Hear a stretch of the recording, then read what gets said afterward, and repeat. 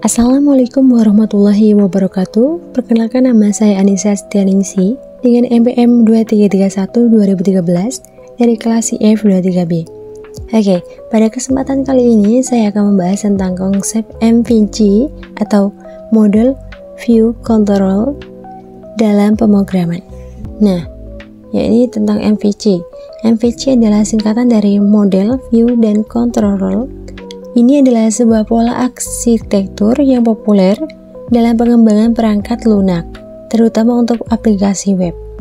MVC membagi aplikasi menjadi 3 komponen utama yang saling berinteraksi. Yang pertama ini model. Model merupakan bagian yang bertanggung jawab untuk mengelola data dan logika bisnis. Contohnya, dalam aplikasi toko online, model akan mengelola data produk, pelanggan, dan pesanan. Dan model juga dapat menyimpan dan mengambil data dari database. Yang kedua itu ada view. View adalah bagian yang bertanggung jawab untuk menampilkan data kepada pengguna. View sendiri yaitu menerima data dari controller dan menampilkannya dalam format yang mudah dipahami oleh pengguna.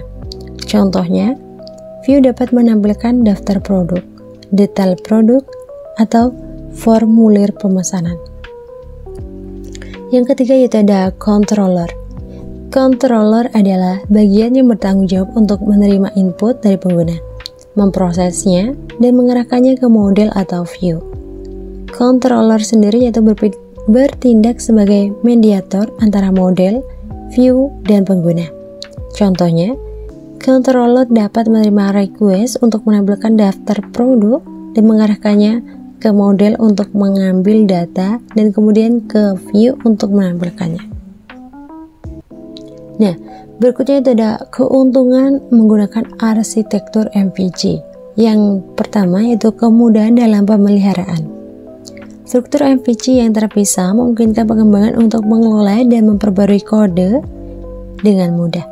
Perubahan pada satu bagian tidak akan berdampak besar pada bagian lainnya. Yang kedua yaitu reusabilitas kode. Yang ketiga yaitu pengembangan lebih cepat.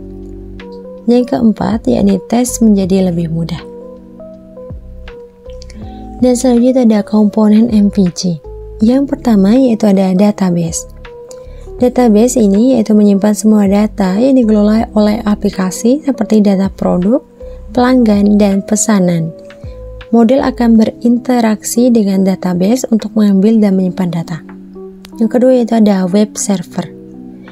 Web server adalah software yang bertanggung jawab untuk melayani permintaan dari klien. Controller akan berinteraksi dengan web server untuk memproses permintaan dan pengiriman respon. Yang ketiga yaitu ada user interface. User interface adalah antarmuka yang memungkinkan pengguna untuk berinteraksi dengan aplikasi. View akan menampilkan data kepada pengguna melalui user interface. Yang keempat yaitu bahasa pemrograman. Bahasa pemrograman digunakan untuk membangun model, view, dan controller. Contohnya ini PHP, Java, Python, dan Ruby. Nah, berikutnya itu ada contoh penerapan MVC. Yang pertama yaitu request, yakni pengguna mengakses situs web dan meminta untuk melihat daftar produk. Yang kedua yaitu controller. Controller menerima request dan memprosesnya. Dan controller akan mengarahkan request ke model untuk mengambil data produk. Nah, selanjutnya itu model akan mengambil data produk dari database dan mengembalikannya ke controller. Nah, kemudian yaitu controller akan menerima data produk dari model dan mengarahkannya ke view untuk ditampilkan. Nah, sedangkan yaitu tugas view yaitu untuk menampilkan data produk yang diterima dari controller dalam format yang mudah dipahami oleh pengguna. Nah, berikutnya adalah studi kasus atau penerapan di dalam aplikasi manajemen transaksi keuangan.